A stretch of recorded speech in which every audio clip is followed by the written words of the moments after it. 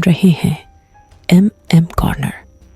आज की कहानी है एक सच्ची घटना पर आधारित खौफनाक दिल दहला देने वाली कहानी जो आपका भी रोंगटे खड़ा कर देगी। तो चलिए बने रहिए हमारे साथ कहानी के अंत तक। मेरा नाम प्रभास जानी है और मैं एक्सिस बैंक में लोन प्रोडक्ट के सेल्स विभाग में काम करता हूँ। मैं मथुरा का निवासी हूँ पर जॉब की वजह से जयपुर में रहता हूँ। वैसे तो जयपुर में मेरे दोस्त कम हैं, पर फिर भी एक पक्का दोस्त वहाँ मुझे मिल ही गया। मेरे दोस्त का नाम सुमित लाडवा है और वह भी मेरे साथ बैंक में ही काम करता है। पिछले दिनों हमें बैंक से 4 दिन की छुट्टी मिली थी, तो सुमित बोला कि चल यार दीव घूम कर आते हैं। मुझे भी दीव का मस्त समंदर किनारा घूमने का मन था, तो मैंने फौरन हाँ कर दी। उसी रात बस पकड़े डीच कर हम दोनों दिव्य के लिए निकल गए। होटल तो ऑनलाइन बुक कर लिया था, तो फौरन वहाँ जाकर फ्रेश हो गए। रात की सफ़र की थकान उतार कर 1 आध घंटे में हम समंदर की ओर लटार मारने निकाल पड़े थे। छुट्टियों का सीजन था, तो समंदर पर फॉरेनर्स की भरमार थी।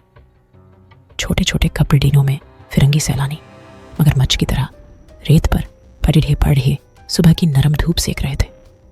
मैं और सुमित तो यह नज़ारा देखकर खुशी से झूम उठे। ऐसा लग रहा था कि जैसे हम जन्नत में आ गए।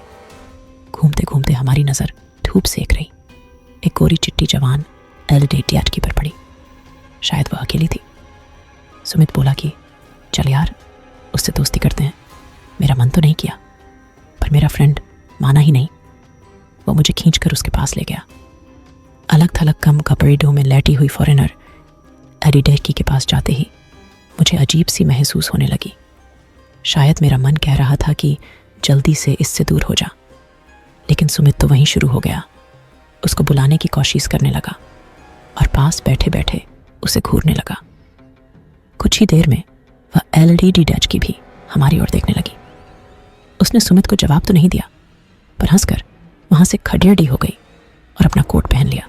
फिर वो वहां से चलती बनी। तभी अचानक मेरी नज़र उस रेत पर पटेढ़ी जहां पर वह लड़ढकी लेटी हुई थी। उस जगह रेत के अंदर से काला गढ़ा धुआं निकल रहा था। अभी मैं यह बात सुमित को बोलूं, इसके पहले सुमित मुझे खींचकर उस लड़ढकी के पीछे ले जाने लगा और सुमित ने मुझे बोला कि आज तो यह लड़ढकी पटा कर ही दम लूंगा। तू खाली मेरा साथ देता जा, समझ ले कि तुझे तेरी भाभी मिल गई। मीना दोस्त मेरी एक सुनने को तैयार नहीं था और खुद की सेटिंग के चक्कर में मेरी भी जान खतरे में डाल रहा था। वो रहस्यमय एलडहाकी हमारे आगे आगे थी और हम दोनों उसके पीछे पीछे थे। जमीन पर उस लाड़ढकी के पैरों के निशान कुछ अजीब इशारा कर रहे थे। मैंने गौर किया कि उसके पैरों की छाप में केवल 2 ही भाग थे, यानी कि एक अंगूठा और एक पटैठी सी उंगली। यह बात रोंगटे खड्डे कर देने वाली थी। मैंने सुमित को बोला कि तेरी मौसी के पैरों के निशान देख, इसमें कुछ गड्ढा बड्ढा है, कहीं ये चुड़ैल निकली तो। लेकिन जब इंसान पर प्रेम का भूत सवार होता है, तब डायन और चुड़ैल भी उसे अप्सरा ही नजर आती है। सुमित का भी कुछ ऐसा ही हाल था। कुछ ही देर में हम एक झाड़ियों और पत्थरों वाले इलाके में आ गए। वह लड़ढकी एक बड़े से पत्थर के पीछे खड़ी हो गई और हमारी ओर देखने लगी। उसकी नज़रों से ऐसा लग रहा था कि वह हमें वहां बुला रही है। अब सुमित ने तो उसे अपनी रानी बना लेने का फैसला कर ही लिया था, तो ऑटोमेटिक वह भूतनी मेरी भाभी समान बन गई थी। तो सुमित मेरी ओर देखकर बोला कि भाई तू रुक, मैं तेरी होने वाली भाभी से मिलकर आता हूं। मेरा दिल जोरों से धड़क रहा था। मुझे कुछ अनहोनी होने का अंदेशा हो रहा था, पर मेरा भूखा भेड़िया दोस्त कहाँ मेरी बात सुनने वाला था। वह तो लपक कर उसकी ओर पत्थर के पीछे दौड़ एच गया। मैं सोच रहा था कि कहीं वह औरत कोई चुड़ैल या प्रेत निकली तो मेरे दोस्त का क्या होगा। कई तरह के विचार मेरे मन को घेरे हुए थे। करीब 15 मिनट हुई, पर वह दोनों उस पत्थर के पीछे से बाहर नहीं आए। अब मेरी जान हलक में अटक चुकी थी।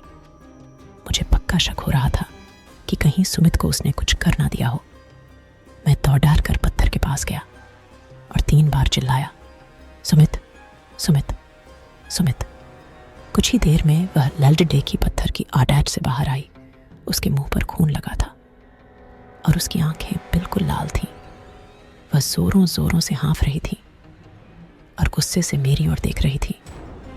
उसे गौर से देखने पर पता चला कि उसके शरीर से हल्का हल्का काला धुआं निकाल रहा था।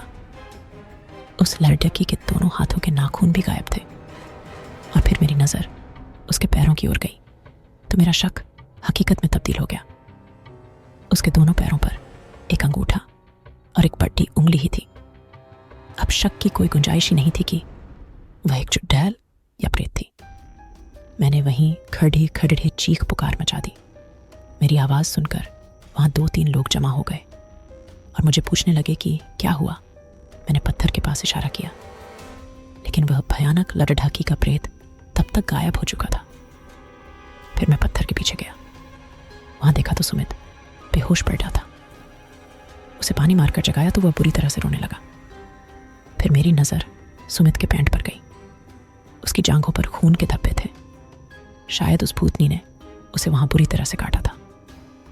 कुछ ही देर में सुमित सदमे से बाहर आ गया और हम होटल चले गए।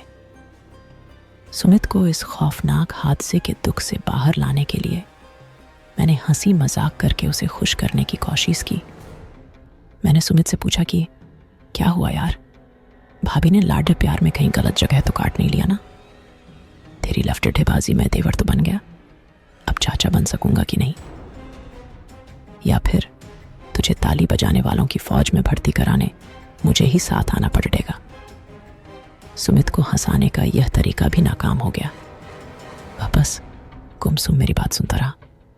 घर आते वक्त सुमित पूरे रास्ते सदमे से बाहर आने का नाटक कर रहा, लेकिन मुझे पता था कि तब भी वह पूरी तरह से खौफ में ही था।